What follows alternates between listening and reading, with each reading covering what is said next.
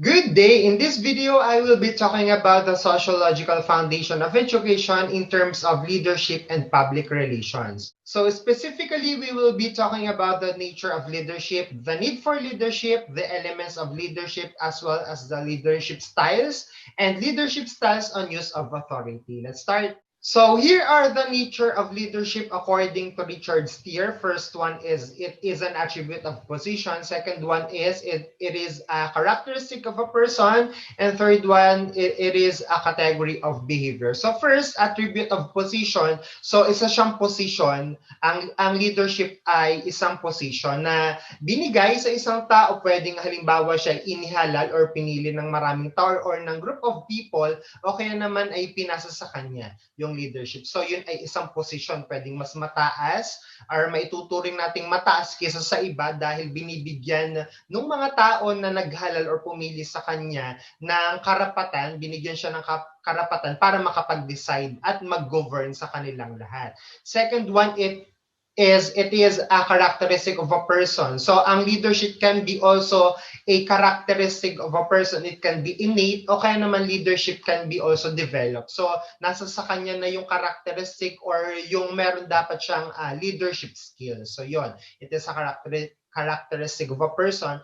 Then the third one is it is a category of behavior. So ang mga leaders or kapag meron talaga siyang leadership skills, so lumalabas na talaga yun sa kanya in different situations. Okay naman ay in different circumstances. Okay, pag halimbawa may problem na dumating or isang undertaking, pwedeng may isang tao talaga na ang behavior niya or ang gagawin talaga niya ay tumayo at mag-lead doon sa isang group of people na yun para may magawa sila or mag-succeed sila sa isang gawain. So those are the nature of leadership.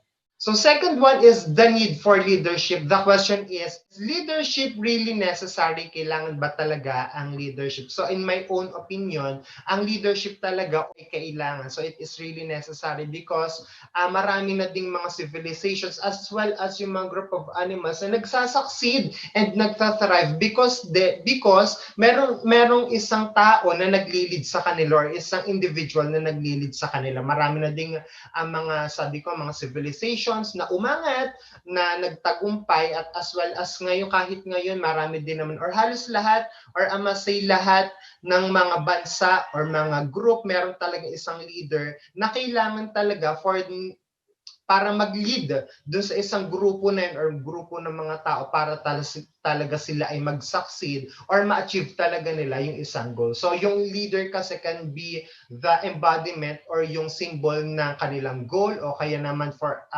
example, sa isang society, he can be the body or he can be the symbol of peace o kaya naman ay yung law para talagang sumunod at mag-guide niya yung mga tao na kanya pinamumunuan. So kapag wala kasing leadership or walang isang leader sa isang group, pwedeng yung isang group ay, yung mga members sa isang group ay mag-decide na lamang ng kanila, wala silang sinusunod na batas, wala silang tinitake into consideration ng mga pakiramdam o kaya naman ay sake ng other people. So yun yung pwedeng mangyari kapag walang isang leader or walang leadership sa isang group or isang organization. So for me personally, kailangan talaga ang leadership.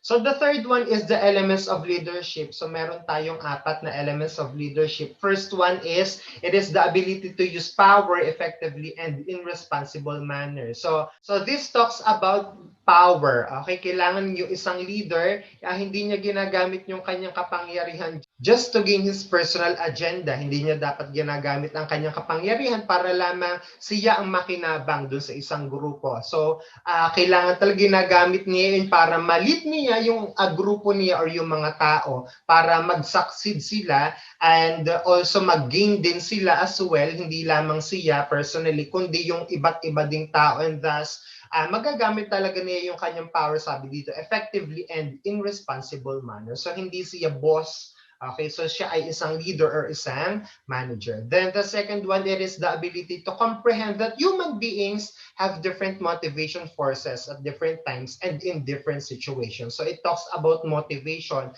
na kailangan talaga yung mga tao na inililid mo as a leader or nililid ng isang leader ay alam niya na lahat ng mga tao ay namomotivate sa iba't ibang paraan. Pwedeng material, pwede naman halimbawa intrinsic, sa paggamit ng magagandang salita or nakakatulong na mga salita at iba't iba ding sitwasyon na pwedeng ma-motivate yung isang tao para siya ay mag-perform ng maayos para sa kanilang grupo. So yun dapat yung isa pang ginagawa na isang leader. The third one is it is the ability to inspire. Okay, yung isang leader dapat may ability siya na ma-inspire yung kanyang grupo para mag-perform ng maayos dun sa isang group. Okay, then the fourth one is it is the ability to act in a manner that will develop a climate conducive to responding to and arousing motivation. So hindi lamang siya nagmo-motivate sa ibang mga tao, hindi lang siya din nag-i-inspire. So while doing that, habang siya nagmo-motivate at nag-i-inspire ng maraming tao or ng mga tao or ng group na kanyang nililid, nakakapag-develop dapat siya ng conducive na climate para dun sa mga tao na yun sa kanilang environment. Hindi yung mga tao natatakot sa kanya, sumusunod lamang dahil natatakot, dapat sumusunod yung mga tao or yung group sa kanya out of respect or out of love para dun sa kanilang grupo. So those are the elements of leadership. Now, here are the leadership theories. There are 8 leadership theories. So here are the three. The first three. So first one is the trait theory. So it states that the leader is conceived to be a great man.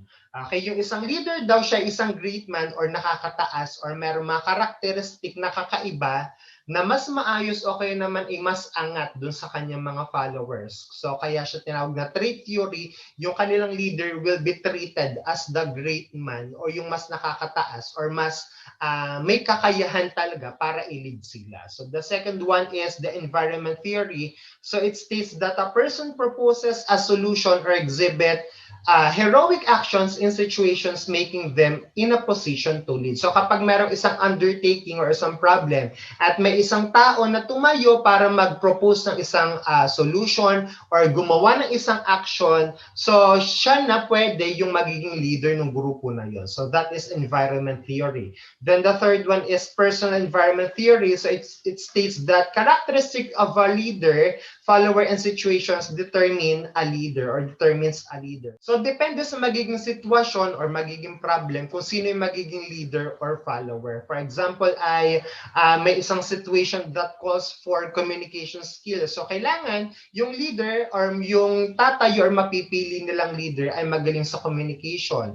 For example naman ay kapag the situation calls for business o kaya naman ay sa ibang industry, so kailangan yung mapipili nilang leader o yung tatayong leader ay magaling sa isang bagay na yun kasi yun yung problem. Para ma-lead sila ng mas maayos, kailangan pipili sila ng isang taon that is knowledgeable or marami skills tungkol doon sa problem or undertaking na iyon. So depende sa sitwasyon yung magiging leader. So those are the three or the first three leadership theories. Now here are the other leadership theories. The fourth one is exchange theory. So it states that leadership is given to the one whose efforts appears more likely to reward others. So yung magiging leader, yung mapipiling leader, o yung pwedeng mapiling leader ay yung kanyang behavior or action ay nakakapag-benefit hindi lamang sa kanya, maging sa iba pang mga kagrupo niya. So kapag ganun yung kanyang action or yung kanyang behavior, he can be chosen as the leader. So that is the exchange theory. The fifth one is humanistic theory. So it states that groups will be effective and satisfied when leaders satisfy their needs for achievement and self-actualization. So ito ay parang related with motivation. Kapag yung leader talagang namo-motivate niya na i-inspire and nasasatisfy yung kanilang mga needs. Okay, hindi lamang yung mga physical as well as sabi dito, needs for achievement and self-actualization more on values. Okay naman ay intrinsic motivation yung natatap ng isang leader. So yung group nila will be effective and thus will lead them to success. So the sixth one naman is exceptional theory. So the one who initiates and reinforces expectations can be the leader. So yung isang tao or isang member ng group, kapag siya yung nag-initiate at saka yung nag-aayos talaga sa kanilang grupo, so he or she can be the leader. So those are the other three.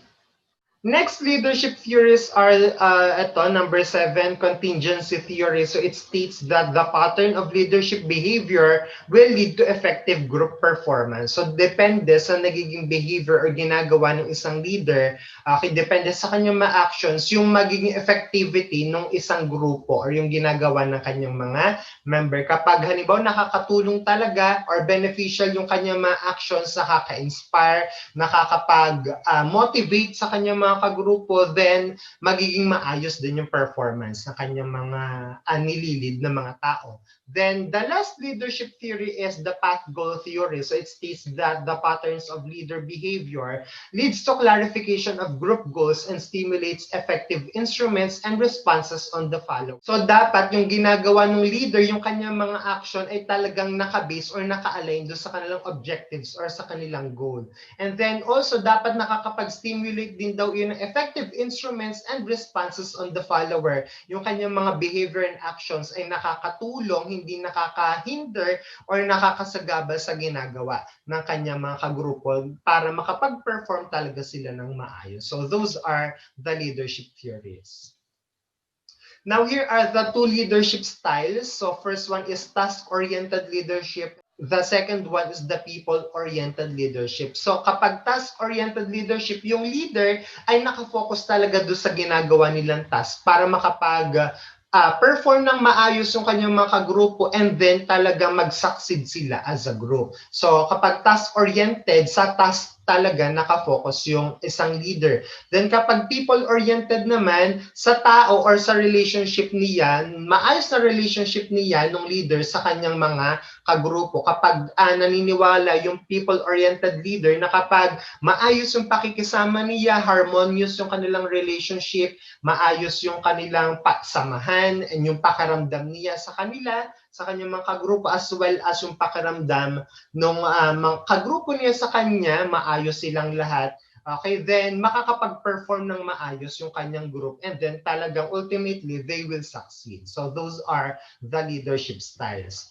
Now, here are the leadership styles based on the use of authority. So depende naman sa authority itong mga leadership styles na ito. So first one is autocratic leadership. So kapag autocratic leadership, may isa lamang na tao na siya lamang yung nagdi-decide. Hindi niya hinihingi yung opinion o kaya naman ay suggestions ng ibang mga tao or ng kanyang member. Sabi dito ay the leader commands and expects compliance. So taga-sunod lamang talaga yung kanyang mga followers and he leads by the ability to withhold or give rewards and put punishment. So sabi din dito, his position gives him total authority to determine all policies. So sa autocratic leadership or kapag ang leader is ang autocratic leader, siya lang talaga ang nasusunod. Sabi nga dito ay one rule type yung kanyang leadership. So that is autocratic leadership.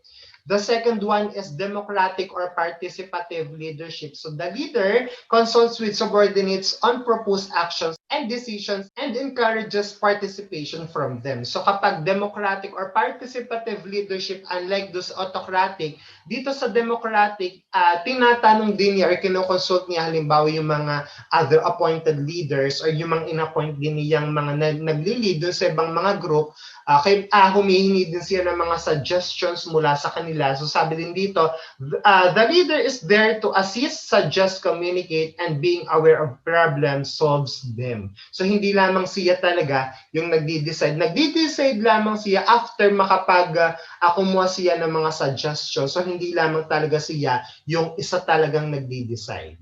So that is the democratic or participative leadership. Now, the third one is the benevolent autocratic leader. So dito, the leader is the father figure who wants everyone to feel good. So sabi pa rin, he hears and considers followers' ideas and concerns. However, when a decision is to be made, he may be autocratic than benevolent. So dito sa benevolent autocratic leader, so merong isang leader na parang siya ay father figure na gusto niya ay maging maayos lamang yung pakiramdam at maayos lamang yung pakikisama niya sa kanyang mga pinamumunuan. So hindi masyadong nagdi-decide yung kanyang mga pinamumunuan. Sabi din dito, this style of leadership makes people dependent and weak.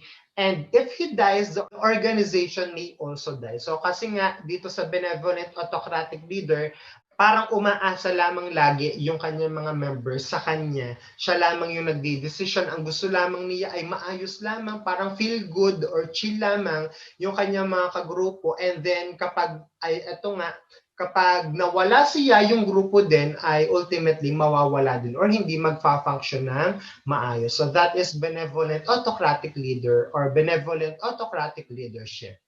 Then the fourth and the last one is the liberal leader or free reign leader. Okay, this type of leader uses his power very rarely, if at all, giving subordinates a high degree of independence in their operation. So kapag liberal leader or free reign leader, hindi niya lagi ginagamit yung kanyang kapangyarihan para makapag-decide or hindi siya talaga yung nagdi-decide sa kanyang grupo. So halimbawa, binibigyan niya ng karapatan na makapag-decide yung kanyang mga members sa isang action or sa isang undertaking or sa isang problem. So pwede nga ba binibigyan niya muna ng mga resources o kaya ino-orient niya muna yung mga tao depende doon sa problem and then hinahayaan niya na mag-decide, mag-act yung kanyang mga members depende sa kung anong gusto nilang gawin. So that is liberal leader or free reign leader. Here is my reference, Foundations of Education by Francisco M. Zulueta and Alda M. Maglaya, 2004. So before this video ends, I'd like to leave this quotation, education is the mother of leadership. So true enough, the leader does not only lead the group to success, but also and more importantly, teach and educate them the ways of life, make them develop skills and values, and raise leaders as well along the way. So that's it. God bless and have a great day.